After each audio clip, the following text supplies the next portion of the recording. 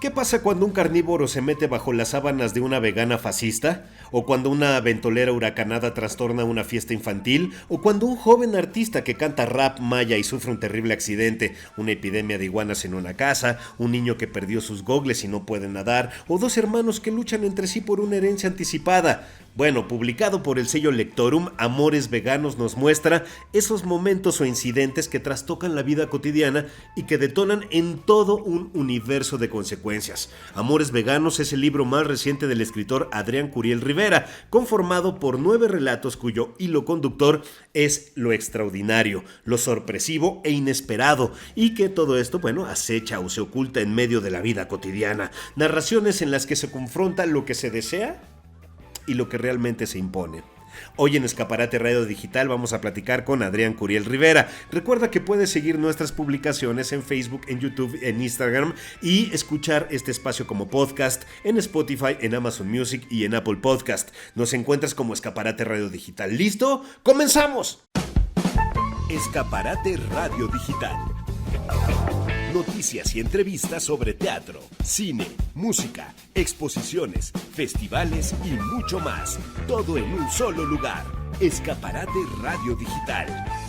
Bien, y ya está con nosotros, como lo decía al principio del programa, Adrián Curiel Rivera. Vamos a platicar contigo, Adrián, ahora de este libro que bien ya hice una presentación muy interesante en el de qué pasa cuando un carnívoro se mete bajo las sábanas de una vegana fascista, por ejemplo, o qué pasa cuando una ventolera, como aquella nota, ¿no? Que de repente vino un viento huracanado y ¡fum! Voló el inflable y pues cambió la fiesta infantil en una tragedia. Así como esto, ¿cuántas historias y de qué nos platicas en este tu libro Amores Veganos? Gracias por estar con nosotros nuevamente, Adrián. Al contrario, Román, agradezco mucho el espacio. Pues sí, Amores Veganos es un conjunto de 9 relatos.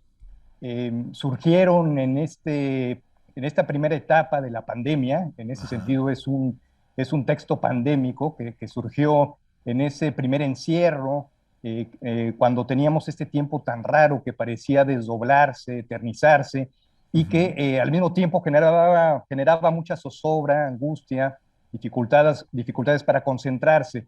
Entonces yo decidí eh, aprovechar esas circunstancias tan adversas en algún sentido y darle forma a una serie de anécdotas, de obsesiones, de inquietudes que ya había yo como esbozado, apuntado, y me pareció un buen momento para darles una estructura literaria, Uh-huh. para verterlas en un lenguaje literario. Y en fin, hay varios vasos comunicantes entre estos nueve relatos. Bien, esto ya está disponible para todos. ¿Qué es lo que vamos a encontrar? ¿Qué es lo que vamos a disfrutar cuando cerremos cada noche, ¿no? El libro y nos vamos a procesar lo que leímos y a dormir? ¿Qué es lo que tú propones? Tú eres el autor. Esas preguntas se tienen que hacer ahora, ¿no?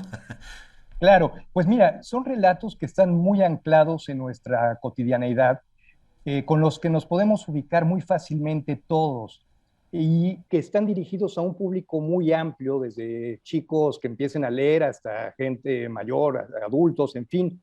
Y todos ellos tienen en común que nos hablan de nuestra cotidianidad, pero no en un sentido tan aparentemente trivial como la podemos entender.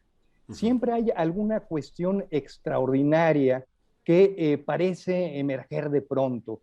Y en ese sentido yo me siento muy ubicado con los narradores del boom latinoamericano que querían explorar la parte oculta de la realidad, digamos, nuestros oscuros deseos, nuestras pulsiones secretas, lo que no nos admitimos aceptar. Hablabas tú del Ok. relato que le da nombre al libro, que efectivamente plantea como este divorcio entre la realidad y los deseos de un veterano, ya de un hombre de la edad madura, que se enamora enloquecidamente de una vegana sin aceptar el hecho de que él es un carnívoro y de que Claro. nunca va a dejar de serlo. Sí, Entonces claro. él simula, trata de convencerse de que en realidad sí puede ser un vegano. Y bueno, esta historia cuenta cómo a raíz de esta obcecación en algo que él no es, pues le pasan muchas cosas, pierde su matrimonio, pierde la familia, y el relato está salpicado también de giros cómicos. Se transforma de alguna manera en una especie de road movie, como de estas películas de carretera, del Ujú. adulterio, y pasan muchas cosas, y creo que algo que también une a todos estos relatos, a los 9 relatos, incluido uno que es sobre piratas, que aparentemente no tendría nada que ver con nuestro tiempo, Ujú, ujú. una tripulación de piratas gays. Creo que lo que los une es también este juego con la ironía como un recurso de sobrevivencia y literario para desdoblarnos de nosotros mismos y aprender a vernos en situaciones que vivimos como grandes tragedias y que quizá no lo sean tanto. Entonces, Claro. hay también una exploración en estos relatos sobre el tema de la familia entendida como un universo de solidaridad, de apoyo, de amor, pero también de castración, de frustraciones, de Claro. insatisfacciones. Eso también está muy presente en todos estos relatos. Y también hay una cuestión que a mí me parece muy interesante, que es una visión desde la península de Yucatán, pero de la gente que se ha venido a arraigar. Ujú. A diferencia de otros libros, pienso en un texto muy apreciable de Juan Villoro, que se llama Palmeras de la Brisa Rápida. Ujú. Creo que estos relatos hablan mucho más desde el corazón de la vida peninsular, más que desde la visión de alguien que la visita y que se asombra y luego vuelve a su territorio. Acá se plantea también esta imposibilidad de volver al lugar de origen, este permanente exilio. Y bueno, yo identifico que este libro también está muy relacionado con dos anteriores novelas, también ambientadas en la península de Yucatán, que tienen que ver con la península de Yucatán, Blanco Trópico y Paraíso en Ujú. Casa, y creo que formarían una trilogía. Una crítica y amiga mía que se llama Eugenia Montalbán ha dicho que en realidad fundan una nueva vertiente, una nueva tradición en la literatura en la Ujú. narrativa contemporánea mexicana, que sería la literatura del Huache. Del Huache, Ujú. que en Yucatán el Huache es este fuereño que llega, se instala, pero que no deja de ser percibido como un extraño, como un advenedizo, Claro. como alguien forastero. Y bueno, y finalmente, otra cosa que pueden encontrar es también una reflexión sobre algunos temas de mucha actualidad que tiene que ver con, por ejemplo, las posturas del feminismo, de cómo estas, sin frivolizar en ningún momento sobre la violencia brutal que existe en nuestro país y sobre la violencia que hay en contra de las Ujú. mujeres, pero plantea también una mirada distinta a lo que solemos escuchar repetido en los medios, en los periódicos. Claro. Plantea también como esta crítica de los estereotipos que se forman al querer o al tratar de destruir estereotipos anteriores, ¿no? Claro. Creo que todo eso está en este libro y de eso van estos relatos. Así llegas a los linchamientos, ¿no? En el caso de Zacarías Justo, por ejemplo. Claro, ese cuento plantea la historia de un experto en masculinidades tóxicas, Ujú. muy alineado con los discursos actuales, con esta necesidad de reeducar al hombre en su masculinidad. Y bueno, y por una ocurrencia que él tiene, vemos, asistimos, por supuesto está inspirado en muchos relatos reales y en un libro de Olabuenaga, de la Ujú. maestra Olabuenaga, que plantea cómo los espacios virtuales se han convertido en tribunales de ejecución sumaria, Claro. llenando lagunas que no consiguen satisfacer los tribunales legalmente constituidos. Entonces se han vuelto una especie de tribunales alternos, muchas veces con razón, pero muchas otras veces de una manera absolutamente cruel e injustificada. Claro. No es una postura ni es un cuento en contra de, es simplemente un planteamiento que mueva reflexión dentro del ámbito de una historia más o menos inventada. Inventada en el sentido de que ese personaje Claro. efectivamente no existe, pero la situación en la que él se ve inmerso es una situación que está a la vista de todos y que ha tenido consecuencias fatales y muy injustas en muchos casos. Claro, tú lo dices muy bien, es un texto que, y como lo dices ahora, no es contra o en contra del feminismo, simplemente también ayuda a resaltar el papel que han tomado las redes sociales en la actualidad para enjuiciar, ¿no? Señalar, destruir vidas o no. O sea, nosotros no somos quien lo vamos a decir, por supuesto, cada caso es diferente y muy respetado, pero bueno, esto es una postura que tú haces en una de las historias que tienes en Amor Vegano. Sí, efectivamente, y es también una reflexión sobre algunos reduccionismos lingüísticos a los que nos hemos visto también orillados y muchos los hemos aceptado sin mayor reflexión, sin mayor profundidad, Claro. pensando que es porque se trata de una buena causa, y efectivamente la causa es muy buena, pero también hay que pensar en estas hipotéticas inclusiones que en Ujú. realidad plantean reducciones terribles en muchos sentidos, porque por más buena que sea una causa y más justa, no se puede transformar en una especie de inquisición o de policía del pensamiento. Y en eso Correcto. yo creo que hay posturas actuales muy equivocadas al tratar de reeducar a gente que ya está educada, que es inteligente o que puede tener sus propios criterios.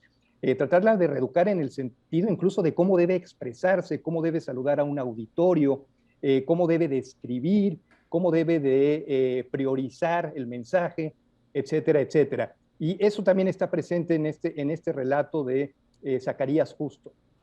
Bien. Pues ahí está la propuesta, tu propuesta ahora. Déjame decirle al auditorio de Escaparate Radio Digital, pues tú eres doctor en literatura española e hispanoamericana por la Universidad Autónoma de Madrid. Has colaborado con artículos, reseñas y también con muchos relatos en diversos medios nacionales y extranjeros. Eres autor de 6 novelas, ¿no? 6 libros de relatos, 3 ensayos de crítica literaria.